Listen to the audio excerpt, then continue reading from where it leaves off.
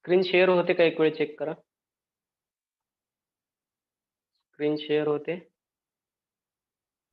हो सर होते. ठीक आहे. Yes, sir. एमसीक्यू शीट वगैरे Yes, दिसते sir. प्रत्येकाला? ओके. एक पीडीएफ शीटचं एक पीडीएफ मी ग्रुपवरती टाकलेलं आहे. रनिंग मोडमध्ये जर तुम्हाला ते डाउनलोड करायला जमलं तर डाउनलोड करा. आवाज येतोय प्रत्येकाला क्लिअर माझा? फ्रेम दिसते? तर ठीक आहे. आज आपण नवीन आयडी घेतलेली आहे. Everyone reply me. Aishwarya, are you first time join? Aishwarya Yes, sir. Behere. ठीक आहे. कंटिन्यू करा व्हिडिओ. काही प्रॉब्लेम असतील तर डायरेक्ट WhatsApp वरती मला क्वेश्चन वगैरे टाकत चला. आणखी कोण आहे? अंजली. अंजली पहिल्यांदा केलेलं आहे. ठीक आहे.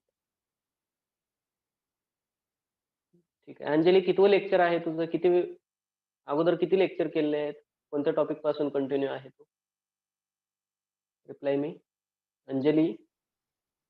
Aishwarya, I think so your first lecture असेल हे. Yes, sir. ओके. कंटिन्यू करत चला. लेक्चर मिस नका करू. लेक्चर मिस केले का पुढचा पार्ट तुम्हाला समजत नाही. आपला 4th chapter structure of atom almost संपलेला आहे. तर आपण आजच्या लेक्चरला काय करणार आहे? काही एमसीक्यूजची प्रॅक्टिस घेणार आहे तिथं. पण त्याच्या अगोदर एमसीक्यूज मध्ये जर काही प्रॉब्लेम्स वगैरे किंवा न्यूमेरिकल्स येत असतील तर ते कोणत्या टाइप मध्ये येतील किंवा आपल्याकडे त्याचा कोणता डेटा आहे, कोणते फॉर्म्युलेज आहेत आपल्याकडे, कोणते लॉज आहेत न्यूमेरिकल बेसिससाठी. ओके. सांगता येतील का? सांगता येतील का? पहा, 2 मोस्ट इम्पॉर्टंट इक्वेशन दिले होते. कोणते? एनर्जी ऑफ रेडिएशन आणि एक होता फ्रिक्वेन्सी, वेव्हलेंथ आणि स्पीड ऑफ लाईटशी रिलेटेड. ओके. सांगता येईल का? फोटॉनची एनर्जी म्हणजे एनर्जी ऑफ रेडिएशन काय सांगितली होती? E is equal to h nu. दिसतं का प्रत्येकाला? E is equal to h nu. E is equal to h nu. ठीक आहे. अजून एक सांगितलं होता फॉर्म्युला. कोणता? आठवा.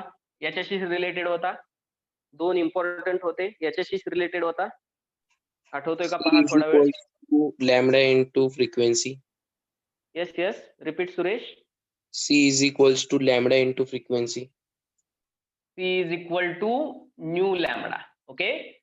मग या 2 इक्वेशन वरून काय करता येईल आपल्याला? पहा, 2 इक्वेशन वरून काय करता येईल? E is equal to h nu. H is the Planck's constant, nu is the frequency. दोन्ही ठिकाणी न्यू कॉमन आहे. मग या सेकंड इक्वेशन वरून आपण काय करू शकतो? लक्षात ठेवा, स्पीड ऑफ लाईट कॉन्स्टंट आहे, प्लँक्स कॉन्स्टंट आहे. दोन्हीच्या व्हॅल्यू आपल्याला माहित आहे. Planck's constant h is equal to 6.626 into 10⁻⁻34 joule Second. पर सेकंड. ठीक आहे का? Joule second. Joule second. Okay. पर सेकंड नाही. ठीक आहे. पहा, याची व्हॅल्यू तुम्ही अर्ग मध्ये पण सांगू शकता. 6.626 into 10. आता 1 joule for 10⁻⁷ erg. Okay. 1 joule is equal to 10⁻⁷ erg. Okay. 10⁻⁷ अर्ग.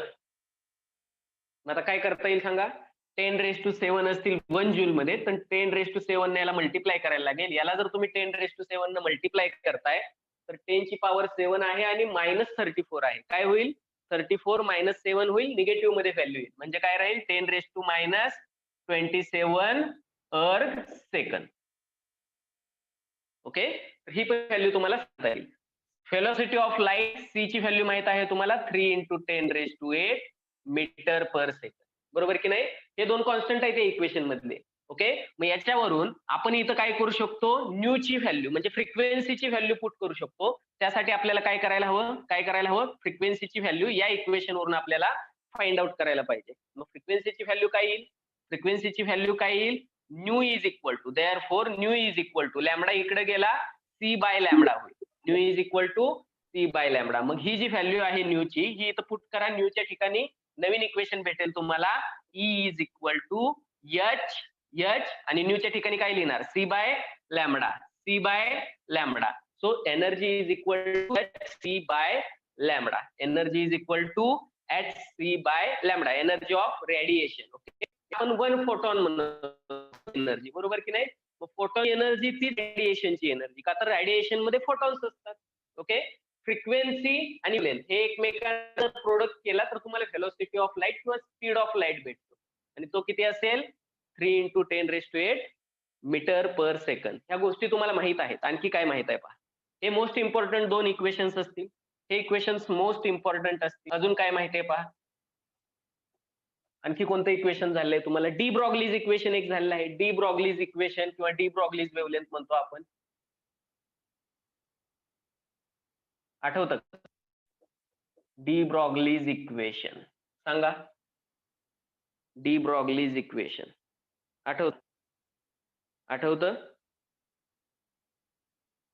आठवतं का बाळांनो? रिप्लाय मी. आठवा डी ब्रॉग्लीने काय सांगितलेलं? डी ब्रॉग्लीज लॉ काय होता? मॅटरचं वेव्ह नेचर पहिल्यांदा डिफाईन केलं होतं डी ब्रॉग्ली या सायंटिस्टने. म्हणजे कोणताही मुव्हिंग पार्टिकल असेल, जसं आपल्याला मॅक्स प्लँकने काय सांगितलं की जे नेचर लाईट जी वेव्हच्या फॉर्म मध्ये येते त्याला एक पार्टिकल नेचर आहे. त्या पार्टिकलला नाव काय दिलं? त्या पार्टिकलला फोटॉन असं नाव दिलं. फोटॉन. तसं सेम मॅटर मध्ये असतात छोटे छोटे पार्टिकल, पण त्या पार्टिकलशी असोसिएटेड एक काय असते? वेव्ह असते. एक काय असते? वेव्ह असते. आणि त्या वेव्हची वेव्हलेंथ फाइंड आउट करण्यासाठीचा फॉर्म्युला किंवा इक्वेशन दिलेला आहे आपल्याला डी ब्रॉग्लीने. म्हणजे एखादा पार्टिकल आहे, इलेक्ट्रॉन असेल, प्रोटॉन असेल, न्यूट्रॉन असेल, कोणताही पार्टिकल असेल, एनी पार्टिकल, ओके, तो जर मुवमेंट करतोय तर त्याच्याशी असोसिएटेड एक वेव्ह असणार आहे. त्याची पर्टिक्युलर अशी काय असणार आहे? एक वेव्ह असणार आहे. म्हणजे पार्टिकलला पण वेव्ह नेचर आहे. हे पहिल्यांदा सांगितलं डी ब्रॉग्ली.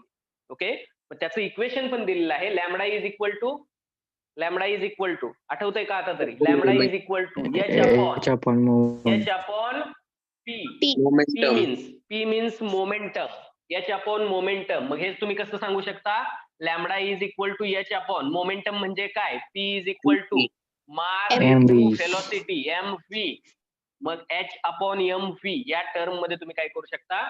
सांगू शकता. ओके, हे एक इक्वेशन आहे आपल्याकडे. अजून काय आहे आपल्याकडे? हायझेनबर्ग्स अनसर्टन्टी प्रिन्सिपल एक आहे. हायझेनबर्ग्स अनसर्टन्टी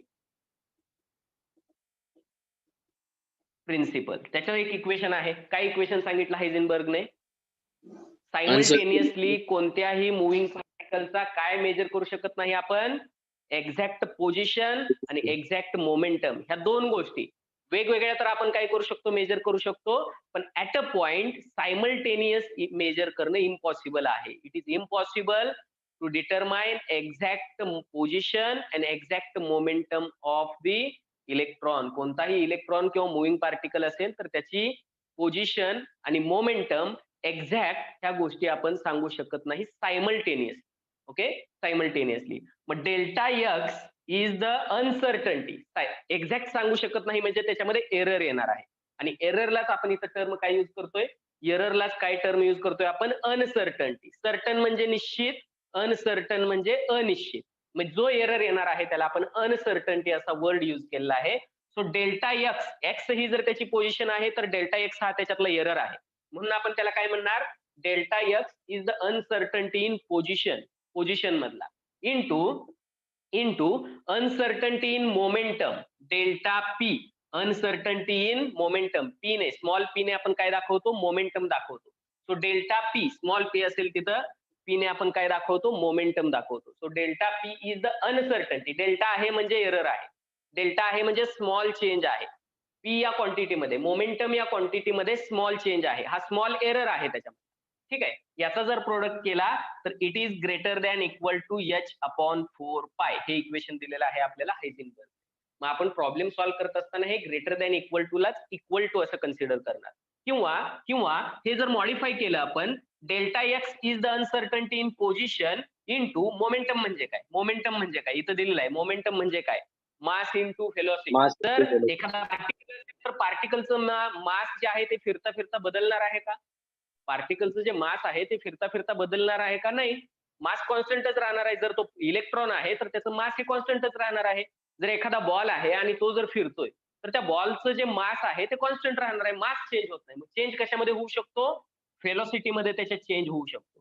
बरोबर की नाही? म्हणून जर आपण m into delta v change in velocity. Momentum कधी बदलेल? मोमेंटम मध्ये एरर कधी येईल? जर तुम्हाला व्हेलॉसिटी काउंट करताना एरर आला तर. इलेक्ट्रॉनचं मास तुम्ही आज सांगा, उद्या सांगा, अगदी कधीही निम्म्या रात्री झोपेतून उठून सांगा, इलेक्ट्रॉनचं मास चेंज नाही होत. मास हे कॉन्स्टंटच आहे. मग याच्यामध्ये एरर येणार नाही, मास मध्ये एरर येणार नाही. इलेक्ट्रॉनला न बघता आपण आता त्याचं मास सांगू शकतो. त्यामुळं मास डिफाईन करताना त्याच्यामध्ये एरर येणार नाही. मग एरर कधी येऊ शकतो? इलेक्ट्रॉन ज्या स्पीडनं ट्रॅव्हल करतोय तो स्पीड काउंट करताना काय येऊ शकतो? तिथं एरर येऊ शकतो. So delta phi is the uncertainty in velocity. Uncertainty in velocity. मग व्हेलॉसिटी मध्ये असणारी अनसर्टन्टी, आणि हे इक्वेशन आपण मॉडिफाय करू शकतो h/4π. h/4π. ओके. मग जर कधी तुम्हाला विचारलं what is uncertainty in position, position मधली अनसर्टन्टी विचारली, ओके, तर तुम्ही काय करणार? हे इक्वेशन ह्या व्हॅल्यू ज्या आहेत m इंटू डेल्टा व्ही हे पलीकडे पाठवायचं, हे जाईल डिनॉमिनेटरला, मध्ये सरळ इक्वल टू साइन द्यायचं ग्रेटर दॅन इक्वल टू च्या ऐवजी, आणि तुम्हाला तिथं थिंग्स ज्या काही विचारल्या आहेत त्या कॅल्क्युलेट करता येतील. जर तुम्हाला हे विचारलंय तर हे पलीकडे न्या. जर तुम्हाला व्हेलॉसिटी विचारले, मास आणि अनसर्टन्टी इन पोझिशन दिलेलं असेल तुम्हाला, त्या गोष्टी तुम्ही पलीकडे न्या आणि ते कॅल्क्युलेशन करा. तुम्हाला त्याचा आन्सर भेटणार आहे. ऑप्शन मधून ते आन्सर तुम्हाला काय करायचं आहे? पिक करायचं आहे. ओके. तर अशी काही इक्वेशन आहेत. आणखी काही इक्वेशन आहेत ते आपण एमसीक्यू सॉल्व्ह करत करत आपण त्याला काय करूयात? पाहूयात. ओके. हे 4 इक्वेशन झालेत ना? आठवतंय का? रेग्युलर कोण कोण होते पहा.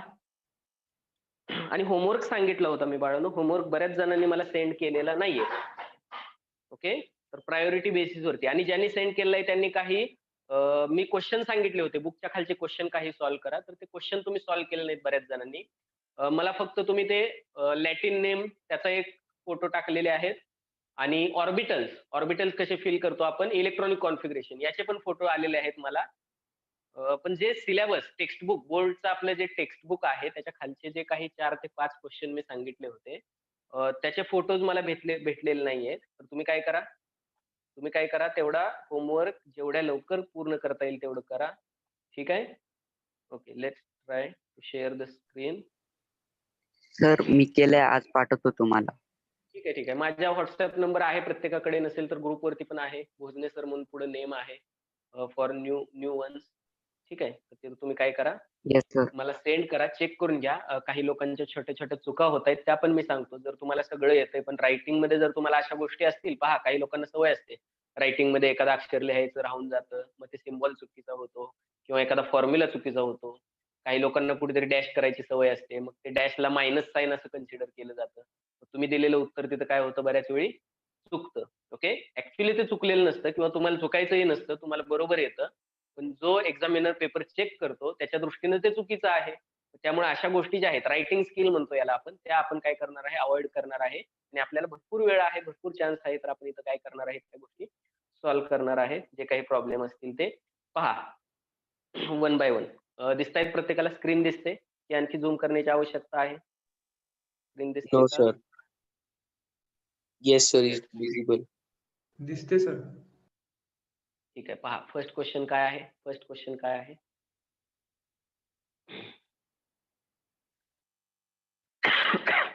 The total number of orbitals in an energy level,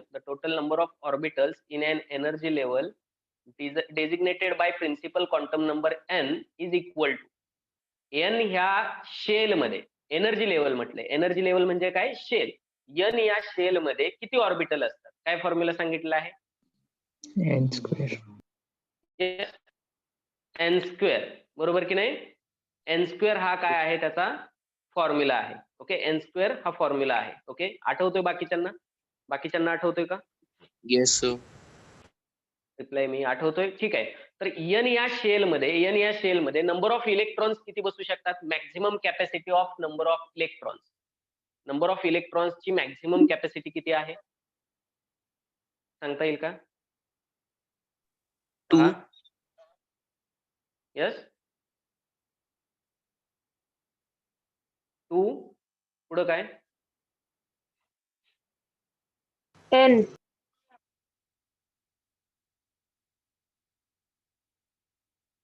पहा आठवतंय का? एका ऑर्बिटल मध्ये किती इलेक्ट्रॉन फिल होत आहेत maximum according to Pauli's exclusion principle? 2.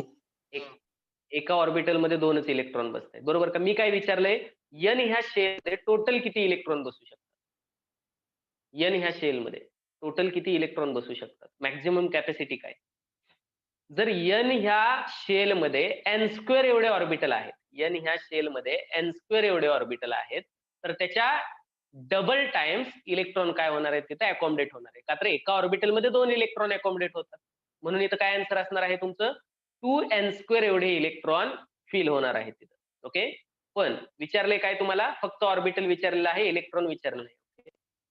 Just weight काहीतरी प्रॉब्लेम येतोय. ठीक आहे. ओके, आन्सर काय असेल तुमचं n² असणार आहे.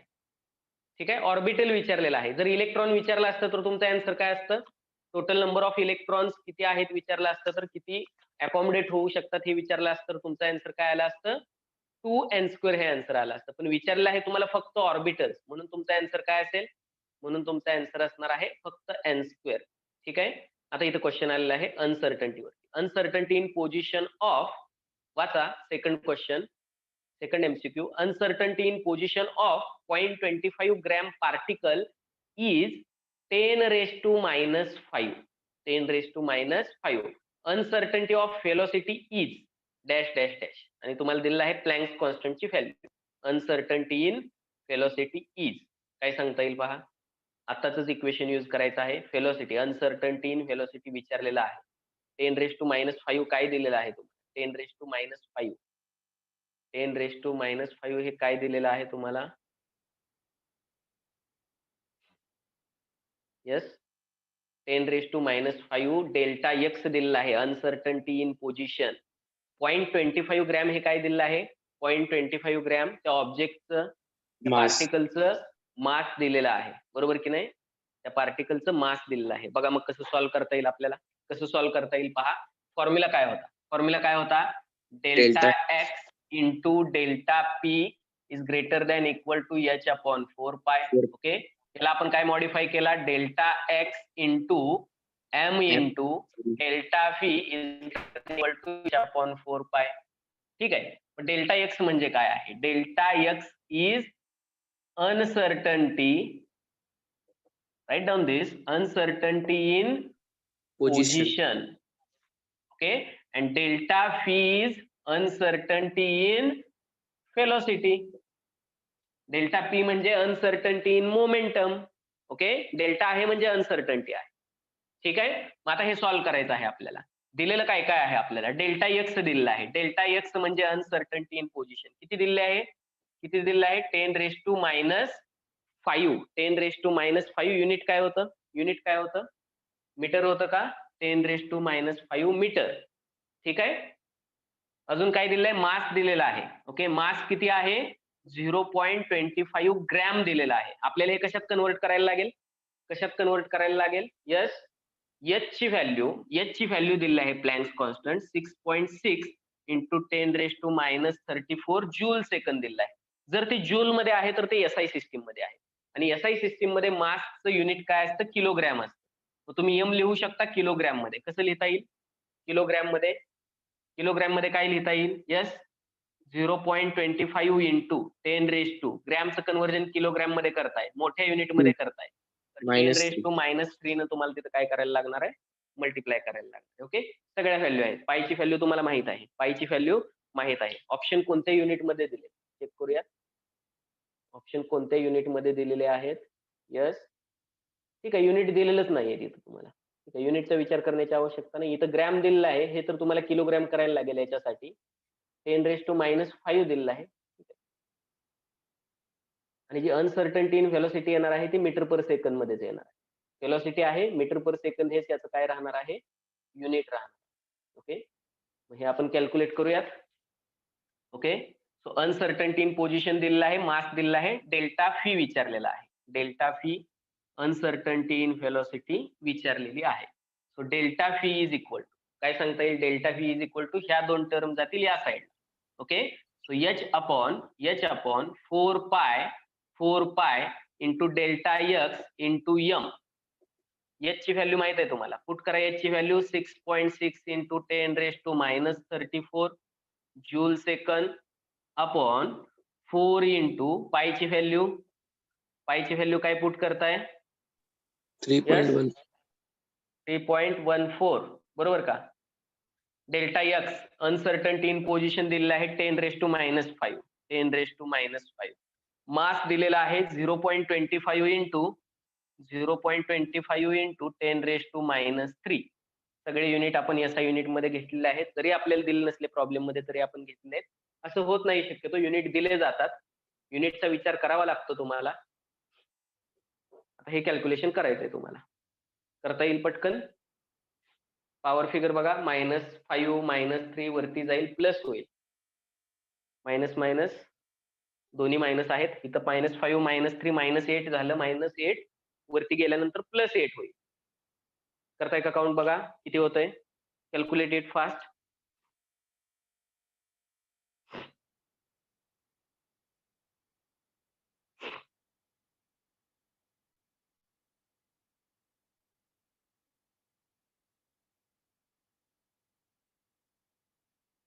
कौशल फर्स्ट टाइम जॉईन केले का? कौशल गावडे, रिप्लाय मी. हो सर. ठीक आहे, कंटिन्यू करा, लेक्चर मिस नका करू. आणि काही डाऊट्स असतील तर युट्यूब वरती आपल्या चॅनल वरती लेक्चर्स आहेत, लिंक शेअर केली सर. जाईल तुम्हाला. मॅट्रिक्स ऑनलाईन 3 नावाचा चॅनल आहे आपला, सगळे हो सर. व्हिडिओ अवेलेबल आहेत सगळ्या सब्जेक्टचे. परत एकदा चेक करा, आणि कुठेही प्रॉब्लेम आला तर पटकन मला विचारायचं. काय आलं कॅल्क्युलेशन? यस. रितिका, समीक्षा, संस्कृती, सुरेश, वेदांत, कीर्ती, गौरंगी, अश्विन, आर्यन, काय आन्सर येतंय? लिहून घेतले का हे तुम्ही? पहा ऑप्शन काय आहेत आणि आन्सर काय येतं, कोणते ऑप्शन आहेत. 1.7, 1.6, 2.1 इंटू 10⁻⁻29 हे मोस्ट प्रोबेबल आन्सर आहे बघा. 10⁻⁻29. तुम्ही फक्त पॉवर फिगर केली तरी तुम्हाला आन्सर येते. प्रत्येक वेळी डिटेल मध्ये कॅल्क्युलेशन करत बसण्याची आवश्यकता नाही. पहिल्यांदा Sir, ऑप्शन पाहून option C. घ्यायचे. ऑप्शन सी चे येणार आहे पॉसिबिलिटी, का तर 10⁻20 -9 आणि +34 ह्या व्हॅल्यू येणारच नाही, बरोबर की नाही? 10 ची पॉवर जरी तुम्ही काउंट केली तरी ती -27, 28, 29 च्या आसपास येते. एवढं जरी कळालं आपल्याला तरी आपण काय करू शकतो, जर हे बाकीचे ऑप्शन याच्या जवळ नसतील, जर हे क्लोज टू इच अदर नसतील तर आपण इझिली सांगू शकतो. येते का बघा हे C option? Yes, sir. Yes, sir. C option येतोय का पहा. ठीक आहे, 2.1 इंटू 10⁻⁻30. थर्ड पहा, third MCQ. Which element is represented by the following electronic configuration. Electronic configuration कसं करायचं आपल्याला माहित आहे, कोणता एलिमेंट रिप्रेझेंट केलेला आहे. तर हे ओळखण्याची ट्रिक काय आहे पहा. एक तर तुम्ही हे 1s2, 2s2 आणि 2p किती आहे, 2p मध्ये 5 इलेक्ट्रॉन आहेत, 2p5 असं इलेक्ट्रॉनिक कॉन्फिगरेशन लिहू शकता. अदरवाइज तुम्ही डायरेक्ट इलेक्ट्रॉन काउंट करा. फ्लोरीन आहे सर. जेवढे नंबर ऑफ प्रोटॉन्स असतात तेवढेच नंबर ऑफ इलेक्ट्रॉन्स असतात, बरोबर की नाही? नंबर ऑफ प्रोटॉन्स आणि नंबर ऑफ इलेक्ट्रॉन्स असतात, आणि तेवढाच असतो त्याचा ऍटॉमिक नंबर. आणि त्या ऍटॉमिक नंबर वरून तुम्ही तो ऍटम ओळखू शकता. मग इथे किती आहेत? Sir, option B. 2+2 9 आहेत. आणि 9 नंबरला कोण आहे पिरियोडिक टेबल मध्ये? फ्ल्युरिन आहे. So fluorine is the correct option. Check out next. If W is the atomic weight, काय नीट वाचा. प्रॉब्लेम ज्यावेळी तुम्हाला समजतो, MCQ रीड केल्यानंतर समजतो, त्यावेळी 70% आन्सर तुम्हाला आलेलं असतं, हे लक्षात घ्या. त्यामुळे जास्तीत जास्त कॉन्सन्ट्रेट करायचं क्वेश्चनवर. मूवी पाहताना हिरोची किंवा हिरोईनची जशी एंट्री होते ना पडद्यावरती, त्यावेळी किती लक्ष असतं आपलं? पहा, गुंगलेलो असतो आपण त्याच्यामध्ये. तेवढं लक्ष पाहिजे इथं MCQ आला का. MCQ वाचताना एवढं लक्ष पाहिजे. ते झालं की परत सेकंड अटेन्शन पाहिजे आपलं ऑप्शन कडे. ऑप्शन कसे दिलेत, कोणत्या युनिट मध्ये दिलेत, नाहीतर पटकन MCQ वाचलाय, लागलाय कॅल्क्युलेशन करायला. ऑप्शन मध्ये देताना तुम्हाला सेंटीमीटर मध्ये, ग्रॅम मध्ये व्हॅल्यू दिलेले आहेत. ऑप्शन मध्ये विचारलेलं आहे तुम्हाला SI युनिट मध्ये, प्रॉब्लेम देताना सेंटीमीटर आणि ग्रॅम मध्ये दिलेला आहे. तर अशा वेळी युनिट कन्व्हर्जन आपण करत नाही, डायरेक्ट कॅल्क्युलेशन. मग अशा वेळी काय होतं, परत आपला टाइम तिथं वेस्ट जातो, परत पहिल्यापासून करायला लागतं. मग क्वेश्चन ही रीड करायचा, बरोबर ऑप्शन ही रीड करायचे, आणि मग सॉल्व्ह करायला घ्यायचं. म्हणून मी काय म्हटलंय, ज्यावेळी तुम्हाला क्वेश्चन समजतो, त्यात काय करायचं हे समजतं, त्यावेळी तुमचं 70 to 80% आन्सर काय झालेलं असतं तिथं, 70 to 80% आन्सर तिथं तुमचं कव्हर झालेलं असतं. पहा, W is atomic weight. Atomic weight म्हणजेच ऍटॉमिक मास, जे आपण ऍटमच्या सिम्बॉलच्या डोक्यावरती लिहितो, बरोबर की नाही? And N is the atomic number of element. And N is the atomic number of an element. म्हणजे हा ऍटॉमिक नंबर आहे आणि हा मास नंबर आहे, बरोबर की नाही? ऍटॉमिक नंबर ऍटॉमिक वेट म्हणजेच काय, मास नंबर. ऍटॉमिक वेट म्हणजेच मास नंबर. हा त्याच्या सबस्क्रिप्टला असेल, हा त्याच्या सुपरस्क्रिप्टला असेल, हा डोक्यावर असेल त्याच्या. ओके. देन विचारलंय काय पहा, नंबर ऑफ 0n1. आता ह्या टर्म तुम्हाला नवीन आहेत, ह्या टर्म तुम्हाला न्यूक्लिअर केमिस्ट्रीमध्ये व्यवस्थित होणार आहेत, पूर्ण पाठच होऊन जाणार आहेत तुमच्या. 0n1 हा न्यूट्रॉनचा नंबर आहे, का तर न्यूट्रॉनने ऍटॉमिक नंबर वाढत नाही, पण मास नंबर 1 ने वाढतो. बरोबर की नाही? म्हणून 0n1 हा न्यूट्रॉनचा सिम्बॉल आहे. मग number of neutrons is equal to n. आता n काय आहे इथं, n काय आहे, n आहे ऍटॉमिक नंबर. मग ऍटॉमिक नंबर म्हणजे न्यूट्रॉनचा नंबर आहे का, नाहीये. ओके, नाही सर. ऑब्विसली नाहीये. Second, D number option of वाटते सर. 1h1 मीन्स प्रोटॉन, आणि number of protons W minus n, म्हणजे mass number minus atomic number केल्यानंतर नंबर ऑफ प्रोटॉन्स भेटतात का, नाही भेटत. नंबर ऑफ प्रोटॉन्स कधी भेटतात आपल्याला, ऍटॉमिक नंबर वरूनच भेटतात डायरेक्टली. जेवढा n तेवढेच 1h1. सी ऑप्शन चेक करा. नंबर ऑफ न्यूट्रॉन, 0n1 म्हणजे neutron, number of neutron is equal to W minus n, म्हणजे mass number minus atomic number. हा करेक्ट ऑप्शन आहे. सी ऑप्शन काय आहे, नंबर ऑफ न्यूट्रॉन. कसे काढतो आपण number of neutron, mass number minus atomic number, आणि तेच दिले तुम्हाला. W म्हणजे मास नंबर, n म्हणजे atomic number. Okay. Then last option check करा. Number of electron is equal to, नाही, नंबर ऑफ इलेक्ट्रॉन हे ऍटॉमिक नंबरशी इक्वल असतं. ठीक आहे, इलेक्ट्रॉनचा सिम्बॉल आहे हा. फक्त हे सिम्बॉल कशाचे हे कळलं पाहिजे. हा न्यूट्रॉनचा आहे 0n1, त्याच्यानंतर 1h1 कशाचा आहे, 1h1 प्रोटॉनचा आहे, आणि हा इलेक्ट्रॉनचा आहे. हे तुम्हाला लक्षात आलं पाहिजे. फिफ्थ क्वेश्चन पहा. Fifth question, the de Broglie's equation applies. De Broglie's equation जे आत्ताच आपण बोर्डवरती पाहिलं. ओके, हे कशाला अप्लाय होतं, काय, de Broglie's wavelength lambda is equal to h upon p किंवा h अपॉन mv. ओके, म्हणजे कोणत्याही पार्टिकलशी एक असोसिएटेड वेव्ह असते, आणि त्या वेव्हची वेव्हलेंथ आपण डी ब्रॉग्लीज इक्वेशनने सांगतो. Okay, all material objects in the motion. Okay, two protons only, two neutrons only, two electrons only. ठीक आहे, इलेक्ट्रॉनला तर अप्लाय होतेच डी ब्रॉग्लीज वेव्हलेंथ. प्रोटॉन आणि न्यूट्रॉन मोशन मध्ये नाही आहेत, किंवा ते ऑर्बिट मध्ये फिरत नाहीयेत, ते न्यूक्लियस मध्ये आहेत, म्हणजे बी आणि सी तर येणार नाही. आणि all the material object in the motion, इथं काय आन्सर येणार आहे तुमचं, all the material object in the motion. प्रत्येक मटेरियलला, इलेक्ट्रॉन हे आपण एक्झाम्पल म्हणून घेत होतो, इलेक्ट्रॉन साठी सॉल्व्ह करत होतो, पण डी ब्रॉग्लीज इक्वेशन हे प्रत्येक बॉडीला, की जी बॉडी मोशन मध्ये आहे, प्रत्येक पार्टिकल, प्रत्येक ऑब्जेक्ट की जो मोशन मध्ये आहे, त्याला डी ब्रॉग्लीज वेव्हलेंथचं इक्वेशन जे आपण आता पाहिलं, lambda is equal to h upon its momentum, ते अप्लाय होतं. Okay, so correct option is the A. Yes, anyone has doubt? Sir question 4 चा आन्सर काय आहे? क्वेश्चन 4 चा आन्सर सी आहे. क्वेश्चन 4 चा आन्सर सी आहे. Number of neutron is equal to mass number minus atomic number. इथं लिहून घ्या व्यवस्थित. तुम्ही प्रॉब्लेम सॉल्व्ह करताना मी पीडीएफ ते पाठवलेलं आहे तुम्हाला ग्रुपवरती. W is atomic weight. Atomic weight म्हणजेच मास नंबर त्याचा, आणि n इज ऍटॉमिक नंबर दिलेला आहे. Mass number minus atomic number, number of neutron. Next पहा. Next, the number of number of electrons in 19K40, म्हणजे potassium 19, potassium 40, bracket raise to -1, bracket raise to -1, याच्यामध्ये किती electrons असतील? तर electron आपण कसे सांगू शकतो, ऍटम मधले कसे सांगू शकतो इलेक्ट्रॉन? जेवढा ऍटॉमिक नंबर तेवढेच प्रोटॉन तेवढेच इलेक्ट्रॉन. कधी? जर तो ऍटम न्यूट्रल असेल तर. येते का लक्षात?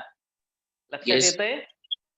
लक्षात येते का? पहा, कोणता कोणता ऍटम दिलेला आहे, कोणता ऍटम दिलेला आहे? 19 पोटॅशियम 40 रेस टू -1 म्हटलेला आहे. म्हणजे याच्यावरती -1 हा चार्ज आहे, निगेटिव्ह चार्ज आहे, सिंगल मायनस चार्ज आहे याच्यावरती. ओके, सिंगल मायनस चार्ज कधी येईल? सिंगल मायनस चार्ज कधी येईल? जर त्याने इलेक्ट्रॉन ऍक्सेप्ट केला असेल तर. बरोबर की नाही? जर त्याने इलेक्ट्रॉन ऍक्सेप्ट केला असेल तर. जर समजा हा ऍटम न्यूट्रल आहे, हा ऍटम न्यूट्रल आहे, तर जेवढा ऍटॉमिक नंबर तेवढेच नंबर ऑफ प्रोटॉन्स तेवढेच नंबर ऑफ इलेक्ट्रॉन. त्याच वेळी तो positive charge, 19 positive charge, 19 negative charge एकमेकाला काय होतील? कॅन्सल होतील, आणि न्यूट्रल बनलेला आहे. पण इथं -1 चार्ज आहे, आणि हा -1 चार्ज कुठून आलेला आहे? -1 चार्ज कुठून आलेला आहे? ज्यावेळी हा एक इलेक्ट्रॉन म्हणजेच एक निगेटिव्ह चार्ज ऍक्सेप्ट करतो, एक इलेक्ट्रॉन ऍक्सेप्ट करतो. मग ह्या 19 मध्ये याने जर एक इलेक्ट्रॉन ऍक्सेप्ट केला, तर याच्या पण जवळ बनलेले आहेत आता टोटल 20 इलेक्ट्रॉन, आणि 20 इलेक्ट्रॉन्स आहेत म्हणून त्याच्यावरती काय झालेलं आहे? एक निगेटिव्ह चार्ज आलेला आहे. ठीक आहे. तर बाकीचे काय असतील 21. इथं मास नंबर म्हणजे काय असतात, number of protons plus number of neutrons. तर जर 19 नंबर ऑफ प्रोटॉन्स आहेत तर 21 काय असणार आहेत, न्यूट्रॉन असणार आहेत तिथं. पण न्यूट्रॉन विचारलं नाही तुम्हाला इलेक्ट्रॉन विचारलेला आहे. मग इलेक्ट्रॉन किती असतील 20. जर याच्यावरती 2 मायनस चार्ज असतात तर आणखी एक इलेक्ट्रॉन तुम्हाला ऍड करावा लागला असता, बरोबर की नाही. जर याच्यावरती 3 मायनस चार्ज असते तर आणखी एक इलेक्ट्रॉन तुम्हाला ऍड करावा लागला. ओके. पण आपल्याला काय दिलेलं आहे, आपल्याला सिंगल निगेटिव्ह चार्ज दिलेला आहे म्हणून आपण सिंगल इलेक्ट्रॉन त्याच्यामध्ये ऍड केला. याच्या उलट जर तुम्हाला के प्लस दिलाय तर के प्लस कधी होऊ शकतो, जर के जो न्यूट्रल आहे याने एक इलेक्ट्रॉन बाहेर टाकला. एक इलेक्ट्रॉन बाहेर टाकतोय म्हणजे तो एक निगेटिव्ह चार्ज बाहेर टाकतोय. मग याच्याजवळ किती शिल्लक राहतील, पहिला 19 इलेक्ट्रॉन होते त्याच्यातनं एक गेला तर याच्याजवळ राहतील 18 इलेक्ट्रॉन. ठीक आहे. तर आपल्याला ही केस दिलेली आहे के मायनस. ओके. मग के मायनस मध्ये किती असतील, 20 इलेक्ट्रॉन असतील. पाहूयात ऑप्शन मध्ये आहे का. Let's check the option. ठीक आहे. ऑप्शन आहे option B 20 electron. Okay. Next पहा 8th, राईट साइडला टॉपला पहा 8. डी ब्रॉग्लीज इक्वेशन इज, आताच सांगितलं कोणता de Broglie's equation. Option yes 7th राहिलं सर. 7th राहिलेलं आहे. Yes, sir. ओके ठीक आहे. Okay. Maximum probability of finding an electron in the DXY orbital is, काय सांगता येईल पहा. Maximum probability of finding electron in the DXY orbital is, ह्याचा शेप आठवावा लागेल आता. At an angle of 90 degree from the x and y axes, an angle of 55 degree from the x and y axes, Sir, option along B वाटतंय. y axis and along x axis. काय option वाटतोय, B. बी वाटतोय. का वाटतोय, explanation देता येईल. Yes, explanation देता येईल का, ते महत्वाचं आहे.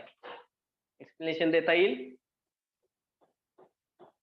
DXY चा शेप कसा आहे, DXY चा, तर DXY ह्या ऑर्बिटलचे जे लोब्स आहेत हे लोब्स x आणि y च्या प्लेन मध्ये आहेत. मग जर समजा हे एक्स ऍक्सिस आहे, हा वाय ऍक्सिस आहे, ओके, तर DXY चे लोब्स कसे असतात, in between the axis, in between the axis, हे DXY आहे. मग आपल्याला काय सांगता येईल, या रिजन मध्ये इलेक्ट्रॉन सापडण्याची प्रोबेबिलिटी मॅक्सिमम आहे या रिजन मध्ये, या लोब्स मध्ये. म्हणूनच याला आपण काय म्हणत असतो, ऑर्बिटल म्हणत असतो. Orbital is the 3 dimensional space around the nucleus where probability of finding electron is at most. Okay, सगळ्यात जास्त प्रोबेबिलिटी असेल. ओके, त्यालाच आपण ऑर्बिटल म्हणतो. मग हे आहे DXY, की ज्याचे lobes in between the x and y access असतात किंवा XY प्लेन मध्ये असतात. हे XY प्लेन आहे, 2 ऍक्सेसने आपण एक प्लेन दाखवतो, हे XY प्लेन मध्ये आहे. मग हे किती आहे, हा एक्स ऍक्सिस आहे, हा वाय ऍक्सिस आहे, इलेक्ट्रॉन इथं सापडतोय. हा वाय ऍक्सिस आहे, हा एक्स ऍक्सिस आहे, इलेक्ट्रॉन इथं सापडतोय. म्हणजे हा अँगल किती आहे, हा अँगल किती असणार आहे, हा अँगल एक्स ऍक्सिस पासून किंवा वाय ऍक्सिस पासून हा 45 डिग्री असेल, कुठेही चेक केला तरी. आणि एक्स वाय हे एकमेकाचे राईट अँगलला असतात 90 डिग्रीला. म्हणून हे जे लोब्स आहेत हे इन बिटवीन बरोबर आहेत, म्हणून 45 डिग्रीला मॅक्झिमम प्रोबेबिलिटी असेल की इलेक्ट्रॉन इथंच सापडेल. म्हणून option B is the correct option. Okay, मग शेप आठवायचे, मी डायग्राम सगळ्या दाखवले होते तुम्हाला. तुम्ही गुगल वरून पण डायग्राम इमेजेस जे आहेत त्या तुम्ही काय करू शकता, डाउनलोड करू शकता. It is clear, everyone reply me. Is this question is clear? Yes, sir. Everyone got this? ठीक आहे, check the next. De Broglie's equation is, सांगा. ऑप्शन समोर आहेत तुमच्या. Option first. De Broglie's, Yes. Yes, sir. Option first, Option A. Lambda is equal to de Broglie's wavelength म्हणतो आपण याला. Lambda is equal to h upon m v, किंवा m v च्या ठिकाणी काय पाहिजे, स्मॉल पी, म्हणजे मोमेंटम. ठीक आहे, option A. Then next,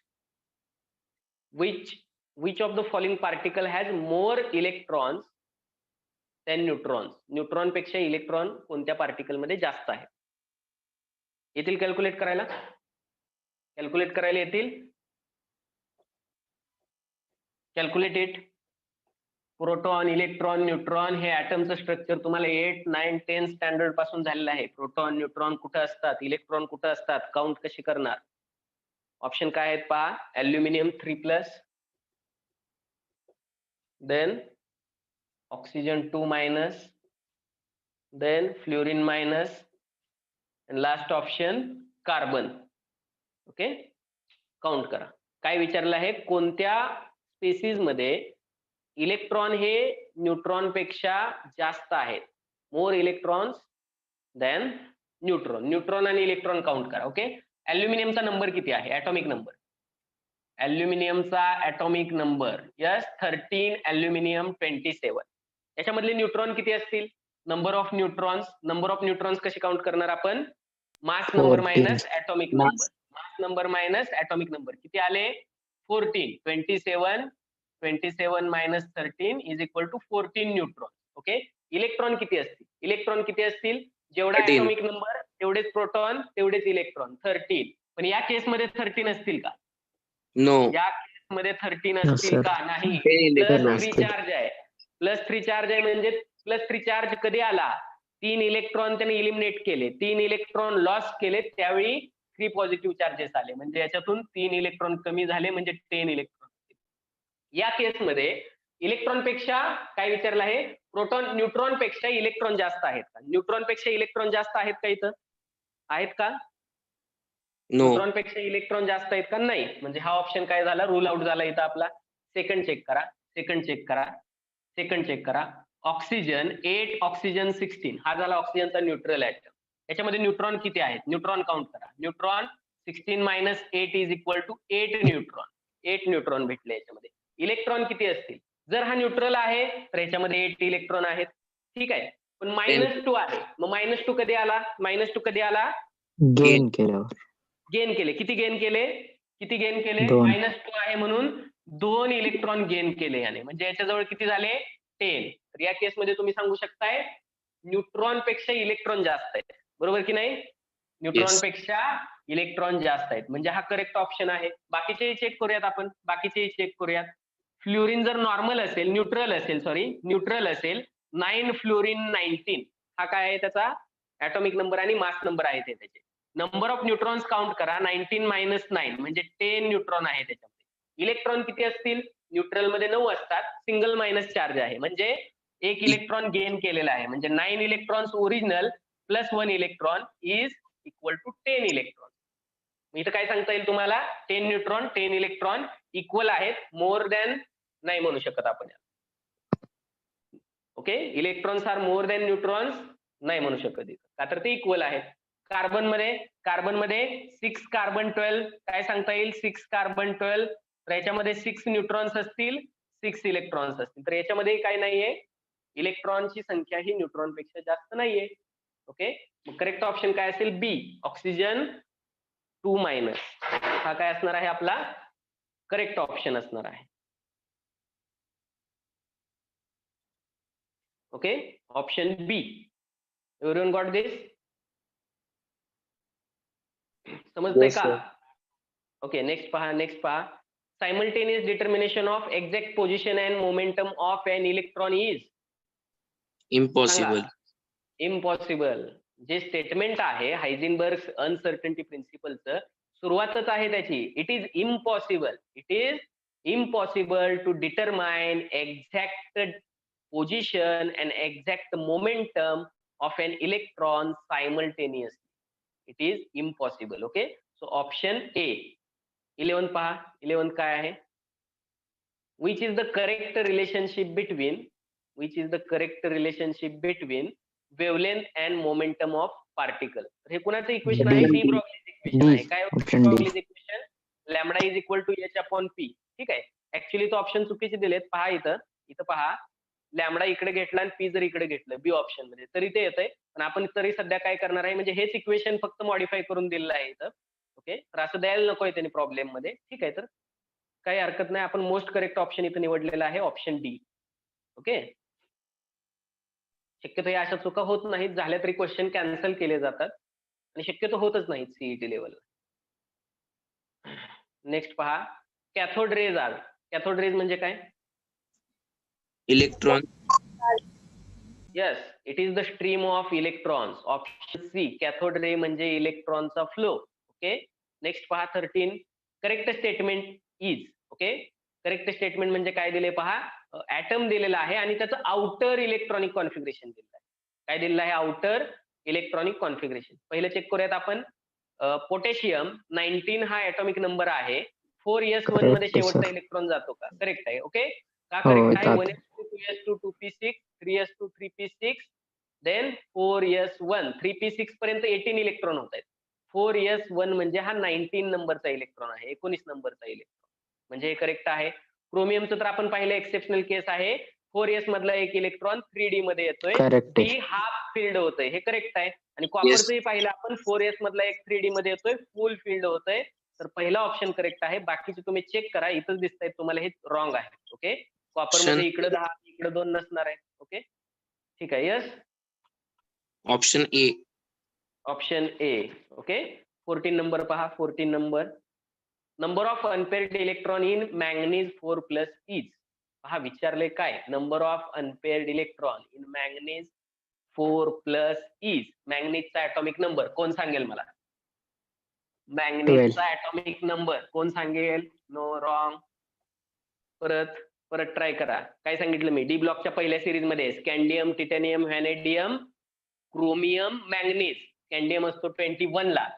स्कॅन्डियम, titanium, vanadium, chromium, manganese, iron, cobalt, nickel, copper, zinc. Start होते पहिली सिरीज 21 ला, 22, 23, 24, 25, 26, 27, 28, 29 ला कॉपर आणि 30 ला झिंक. ही पहिली सिरीज आहे, ही तुमची पाठच होणार आहे.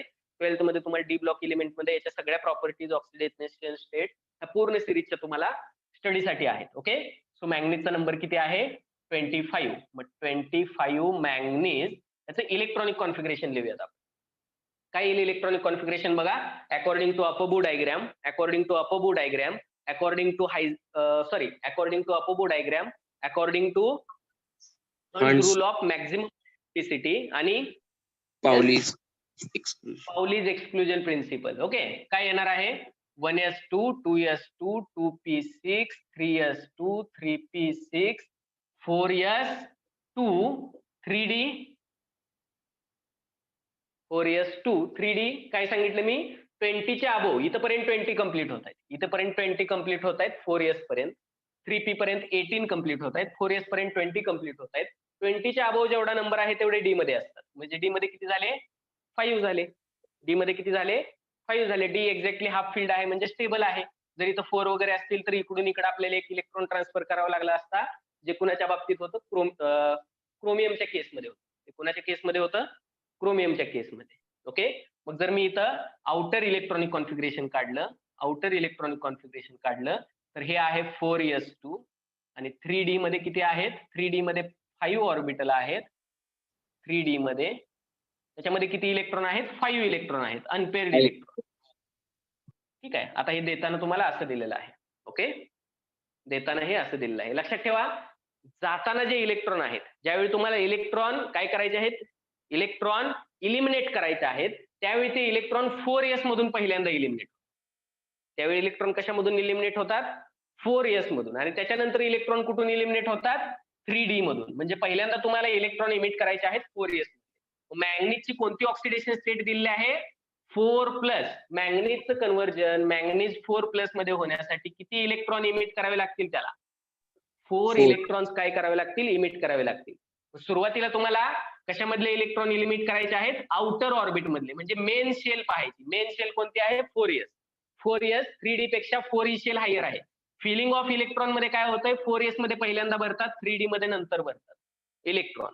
ओके, पण ज्यावेळी इलेक्ट्रॉन लॉस करायची वेळ येते त्यावेळी 4s मधले पहिल्यांदा जातील, 3d मध्ये नंतर जातील. हे 12th मध्ये डी ब्लॉक मध्ये तुम्हाला सगळं होणार आहे. ओके, मग इथला 1 इलेक्ट्रॉन गेला, हे 2 इलेक्ट्रॉन गेले. ठीक आहे, अजून किती घालवायचे? अजून 2 घालवायचे आपल्याला. मग इथला 1 गेला आणि इथला 1 गेला. हे आता 4 इलेक्ट्रॉन आपण काय केले? इलिमिनेट केले. विचारले काय? Unpaired electrons. अनपेअर्ड समजतं? अनपेअर्ड म्हणजे सिंगल इलेक्ट्रॉन. किती आहेत? 3. आहेत 3 आहेत. अनपेअर्ड इलेक्ट्रॉन 3 इलेक्ट्रॉन्स आहेत अनपेअर्ड. आणि जर इलेक्ट्रॉन्स असे असतील, एखाद्या ऑर्बिटल मध्ये इलेक्ट्रॉन असे असतील तर याला आपण अनपेअर्ड म्हणणार का? नाही. No. याला काय म्हणतो आपण? Electron pair. इलेक्ट्रॉन पेअर म्हणतात, किंवा याला आपण काय म्हणणार? Paired electrons. पेअर्ड इलेक्ट्रॉन्स अशी टर्मिनॉलॉजी आहे, याला पेअर्ड इलेक्ट्रॉन्स म्हणतो आपण. ठीक आहे. मग अनपेअर्ड म्हणजे सिंगल इलेक्ट्रॉन. किती आहेत? 3 आहेत. आहे का ऑप्शन मध्ये? Let's check. ठीक आहे. 3 इलेक्ट्रॉन्स फर्स्ट ऑप्शन आहे. ओके, पहिलाच ऑप्शन आहे. नेक्स्ट पहा. When the azimuthal quantum number has a value of L is equal to 0, the shape of orbital is, काय सांगता येईल? L is equal to 0 म्हणजे काय? कोणती सबशेल? S. S. मग S चा शेप कसा असतो? Spherical. स्पेरिकल. ऑप्शन काय येईल? ऑप्शन काय येईल? Option C. ऑप्शन सी येईल. म्हणजे तुम्हाला इथं काय लक्षात ठेवण्यासारखं आहे पहा. लक्षात ठेवण्यासारखं काय आहे? शेप पण ऑर्बिटलचे लक्षात ठेवण्यासारखे आहेत. एलच्या व्हॅल्यूज 0, 1, 2, 3 अशा असतात. आणि रिलेटेड ऑर्बिटल किंवा सबशेल कोणते असते? सबशेल कोणती असते? एल ची व्हॅल्यू जर 0 असेल तर S, 1 असेल तर P, 2 असेल तर D आणि 3 असेल तर F. SPDF 0, 1, 2, 3 हे लक्षात ठेवायचं आहे तुम्हाला. मग एल ची व्हॅल्यू दिली आहे तुम्हाला. एल इज इक्वल टू 0 म्हणजे कोणतं ऑर्बिटल आहे? S orbital. आणि एस ऑर्बिटलचा शेप पाहिला आपण स्पेरिकल असतो. एस ऑर्बिटलचा शेप कसा असतो? स्पेरिकल असतो. एस ऑर्बिटलचा शेप स्पेरिकल. पी चा डंबेल शेप, डी चा डबल डंबेल शेप आणि एफ चा हा जवळपास ट्रिपल डंबेल शेप असतो, पण तो तुमच्या सिलेबसला नाही येतो. ठीक आहे. ओके, मग ऑप्शन काय असेल तुमचा? Option number C option. Option number spherical कुठं आहे? सी ला. ठीक आहे, सी ऑप्शन असेल. 16 काय आहे पहा. In which one of the following pairs experimental observation and phenomenon does the experimental observation correctly account for phenomenon. म्हणजे एका ठिकाणी तुम्हाला एका बाजूला एक्सपेरिमेंटल ऑब्झर्वेशन दिलंय, एका ठिकाणी त्याच्या रिलेटेड असणारे फेनॉमेनॉन दिले आणि विचारले कोणता ऑप्शन बरोबर आहे. ठीक आहे. The photo electric effect phenomenon कोणते असते त्याला? फोटो इलेक्ट्रिक इफेक्टला द न्यूक्लिअर ॲटम वगैरे. ठीक आहे, येणार नाही हे. तर फोटो इलेक्ट्रिक इफेक्ट हा पार्टिकल नेचर ऑफ लाईट ने काय करतो आपण? एक्सप्लेन करतो. Option A is wrong. Option B पहा. एक्सपेरिमेंटल ऑब्झर्वेशन काय आहे? Emission spectra. इमिशन स्पेक्ट्रा आपण स्टडी केलेले आहे पहा. तर फेनॉमेनॉन काय असते? The quantization of energy. तर हे करेक्ट ऑप्शन आहे. इमिशन स्पेक्ट्रम आपण जो पाहतो त्याच्यामध्ये वेगवेगळ्या वेव्हलेंथला आपल्याला लाईन भेटते आणि वेगवेगळ्या वेव्हलेंथचे रेडिएशन भेटतात. म्हणजेच काय? त्या वेगवेगळ्या वेव्हलेंथची एनर्जी पण वेगवेगळी असते. जेवढी वेव्हलेंथ जास्त तेवढी एनर्जी कमी, जेवढी वेव्हलेंथ कमी तेवढी एनर्जी जास्त. म्हणजे अपोजिट रिलेशन आहे, ते सांगितलेलं आहे. म्हणून option B is the correct option. Emission spectra the quantization of energy. म्हणजे एनर्जीला आपण काय करतो? क्वांटिफाय करतो आपण तिथं. ठीक आहे. अल्फा पार्टिकल स्कॅटरिंग माहित आहे आपल्याला. रुदरफोर्डचा एक्सपेरिमेंट होता, गोल्ड फॉइल एक्सपेरिमेंट. ठीक आहे. क्वांटाइज्ड इलेक्ट्रॉन ऑर्बिट वगैरे हे येणार नाही. अल्फा पार्टिकल स्कॅटरिंग आहे आपल्या सिलेबसला. ओके, कुणी केलं अल्फा पार्टिकलचं स्कॅटरिंग? गोल्ड फॉइल यूज करून रुदरफोर्ड एक्सपेरिमेंट होता तो. आणि एक्सरे स्पेक्ट्रा हे नाहीये तुमच्या सिलेबसला. ठीक आहे, हे ऑप्शन मध्ये दिलंय तुम्हाला. अशा बऱ्याच अननोन गोष्टी तुम्हाला ऑप्शन मधून भेटू शकतात. तर एक्सरे स्पेक्ट्रा ऍक्च्युली काय करतो? आयोनायझेशन करतो. आयोनायझेशन करतो म्हणजे एक्सरे ज्यावेळी तुम्ही बंबार्ड करता एखाद्या पार्टिकल वरती त्यावेळी त्याच्यातले इलेक्ट्रॉन निघून जातात आणि इलेक्ट्रॉन निघून गेला का न्यूट्रल ॲटमचा काय बनतो? आयन बनतो. ठीक आहे. 5 मिनिट राहिले पहा आपल्याकडे. ऑप्शन बी असेल इथं. Okay, next 17 number. A 200 gram golf ball is moving with a speed of 5 metre per hour. The associated wavelength is. आता इथं डी ब्रॉग्लीज इक्वेशन यूज करायला लागणार आहे आपल्याला. De Broglie's equation. Lambda is equal to h upon p. पण p म्हणजे momentum, म्हणजेच m v. Mass दिलंय, व्हेलॉसिटी दिलेली आहे. मास दिलेला आहे त्या गोल्फ बॉलचं, व्हेलॉसिटी पण दिलेलं आहे. 200 gram golf ball. Given things काय असतील तुमच्या? गिवन थिंग्स काय असतील? गिवन थिंग्स, यस, मास दिलेला आहे. Mass of object 200 gram. ठीक आहे, mass of object 200 gram. Speed म्हणजेच व्हेलॉसिटी. व्हेलॉसिटी किती आहे? 5 metre per hour. 5 metre per hour. The associated wavelength विचारलेली आहे. Associated wavelength lambda is equal to, h ची व्हॅल्यू दिली आहे पहा 6.625 असते, 626 असते, पण त्यांनी काय दिलंय आपल्याला 6.625. ठीक आहे, एवढा एरर येऊ शकतो. शेवटच्या पॉईंट मध्ये थोडंफार वेगळ्या फिगर्स दिल्या जाऊ शकतात. Into 10⁻⁻34 joule second. Okay, solve करता येईल का पहा आपल्याला, हे सॉल्व्ह करता येईल का, जमतंय का? फॉर्म्युला माहित आहे, lambda is equal to h upon p, that is lambda is equal to h upon m v. आणि लॅम्बडाच विचारलाय तुम्हाला, लॅम्बडाच विचारलेला आहे. ओके, मग व्हॅल्यू पुट करत असताना पहिल्यांदा पहा जूल सेकंद मध्ये आपण एच ची व्हॅल्यू घेतोय. ज्यावेळी आपण प्लँक्स कॉन्स्टंट जूल सेकंद मध्ये घेतोय त्यावेळी ही एसआय व्हॅल्यू आहे. आणि ज्यावेळी एसआय युनिट मध्ये घेतो त्यावेळी ह्या गोष्टी पण काय पाहिजेत आपल्याला, एसआय युनिट मध्ये पाहिजे, तरच कॅल्क्युलेशन करायला पुढे जायचं. ग्रॅम हे एसआय युनिट नाहीये, याला किलोग्रॅम मध्ये कन्वर्ट करा. काय येईल, 1000 ने डिवाइड करा. 1000 ने डिवाइड केलं का 0.28 kg. यस, किंवा इंटू 10⁻³ करा, आन्सर हेच येईल. बरोबर की नाही? 3 डिजिट न पॉईंट सारखं इकडे, इथं पॉईंट आहे 1 2 3 Yes, sir. म्हणजे 0.2 येणार आहे, 0.2 किलोग्रॅम. मीटर ठीक आहे, मीटर तर ओके आहे, पण अवर आहे का? अवर नाहीये, मीटर अवर नाहीये, म्हणजे काय असू शकतं, हे सेकंद पाहिजे आपल्याला इथं. म्हणजे 5 डिवायडेड बाय 1 अवर दिलेला आहे. जर याला मी 60 ने डिवाइड केलं तर याचं कन्व्हर्जन मिनिट मध्ये होणार आहे. परत मी जर याला 60 ने डिवाइड केलं तर याचं कन्व्हर्जन कशामध्ये होणार आहे, सेकंड. सेकंद मध्ये होणार आहे. किंवा 3600 न तुम्ही डायरेक्ट काय करू शकता, याला डिवाइड करू शकता. 1 अवर मध्ये किती second, 1 hour is equal to 3600 second. Therefore 3600 ने आपण याला डिवाइड केलं, त्यावेळी याचं युनिट बनलं मीटर पर सेकंद. त्यावेळी याचं युनिट काय बनेल, मीटर पर सेकंद. ठीक आहे, आता सगळ्या व्हॅल्यू आलेत. आता ह्या व्हॅल्यू तुम्ही काय करू शकता, फॉर्म्युल्यामध्ये पुट करू शकता. Okay, put the value of Planck's constant 6.625 into 10⁻⁻34 divided by mass दिलेला आहे 0.2 kg इंटू व्हेलॉसिटी दिलेली आहे 5 डिवायडेड बाय 3600. ठीक आहे, हे डिनॉमिनेटरचा डिनॉमिनेटर कुठे जाईल, डिनॉमिनेटरचा डिनॉमिनेटर न्यूमरेटरला जाईल. म्हणजे 6.625 इंटू 10⁻, ठीक आहे, into 3600 into 10⁻34 divided by 0.2 into 5. यावेळी तुम्हाला काय भेटेल इथं आता, वेव्हलेंथ. 0.2 इंटू 5 म्हणजे किती, 0.2 इंटू 5 काय आन्सर येईल, यस आन्सर इज 1. ओके, मग डिनॉमिनेटर इथे निग्लेक्ट झाला, इज इक्वल टू 1. हे तुम्हाला करायला लागेल. 6 इंटू 36 10⁻34. अजून काय चेंज होईल याच्यामध्ये, 3 इंटू 36, इथं 3 डिजिट कमी होतील. आणि ते 3 डिजिट जर कमी झाले तर 3 डिजिट ना आन्सर पण वेगळे येणार आहे. काउंट करा, हे काउंट दिस, कॅल्क्युलेट दिस, काय आन्सर भेटेल.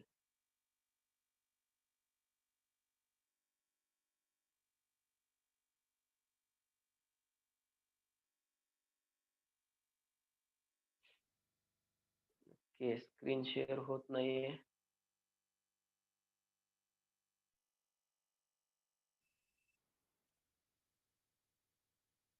अमित सर,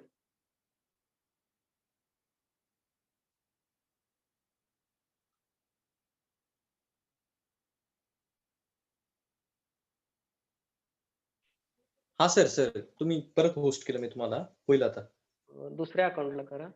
ते मला वाटतं मोबाईलच्या अकाउंटला झालेलं आहे. अच्छा, दुसऱ्या अकाउंटला को होस्ट होत नाहीये का, मी चेक केलं मग आपण होत नव्हतं. नाही होते ते न्यू आयडी काहीतरी इश्यूज असतील. मे बी आता मी तुमच्या मोबाईलला करून दिलंय, ते तुम्हालाच करावं लागेल आता होस्ट. असं आहे का, तुमच्या मोबाईल थ्रू करावं लागेल आता. Okay, just weight.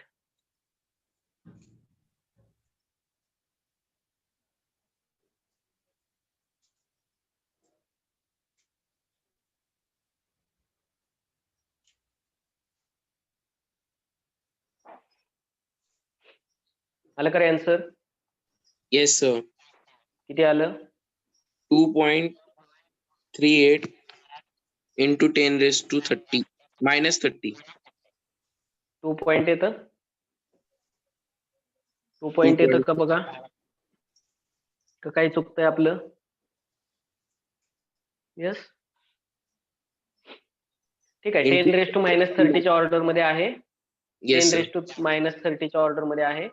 पहिल्या फिगर जर काही मिसिंग झाले असतील तर आपण पाहूयात. ठीक आहे, हा प्रॉब्लेम नंतर 10⁻30 म्हणजे इथं तरी करेक्ट ऑप्शन काय आहे? बी आहे. ओके, त्याच्यानंतर पहा अमित सर 2च मिनिटं बरं का. For an electron, if the uncertainty in velocity is delta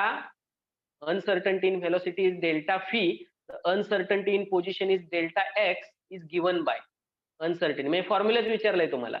uncertainty in position आपण कशी देऊ शकतो? यस, एम आणि डेल्टा फी ला तुम्हाला काय करावं लागेल? इक्वल टू साइनच्या पलीकडे पाठवावं लागेल. म्हणजे delta x is equal to delta x is equal to h/4 pi तर आहेच, h/4 पाय तर आहेच. एम आणि डेल्टा फी तुम्हाला इकडे पाठवायचं आहे, ते डिनॉमिनेटरला जाईल. म्हणजे ऑप्शन काय येईल? C. ऑप्शन काय येईल? ऑप्शन बी येईल. पहा, h/4 पाय एम आणि डेल्टा फी हे इकडे आल्यानंतर डिनॉमिनेटरला जाणार आहे. ऑप्शन बी येणार आहे. बरोबर का? The ratio of charge and mass will be greater for. Ratio हा इलेक्ट्रॉनला सगळ्यात ग्रेटर असतो. चार्ज अपॉन मास करायचा आहे प्रत्येकाचा. अल्फा पार्टिकल म्हणजे काय असणार आहे? ठीक आहे, आपण हे नेक्स्ट लेक्चरला पाहूयात. 2-3 एमसीक्यू आणि आणखी काही एमसीक्यू पाहूयात. ओके, अमित सर आलेले आहेत. अमित सरांना आपण काय करूयात? लेक्चर कंडक्ट करू द्यात. जेवढे झालेत एमसीक्यू तेवढे समजलेत? Yes, sir. काय मग आपण शेवटचे जे 4 एमसीक्यू आहेत ते नेक्स्ट लेक्चरला कंडक्ट करूयात. ओके, आणि होमवर्क करा. प्रायोरिटी बेसिसने होमवर्क करा. बऱ्याच लोकांचे होमवर्क मला आलेले नाहीयेत.